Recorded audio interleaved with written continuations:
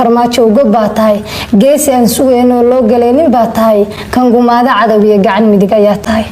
dhulkeena la kala guray gobol gobolba loo saaray midba gooni loo qaad laga iibsay gaalada gumaystuhuna kala boob gurboodkii ciyaalkii gooni u istaageen baday gogol ku yeesheen mowdkay gacal wadaageen ilmadooda gooman iyo hooyo gacalay ilaah guula mooyo gurmad meelna kama helin geedigay wadaan weli gaalay u xaroorayaan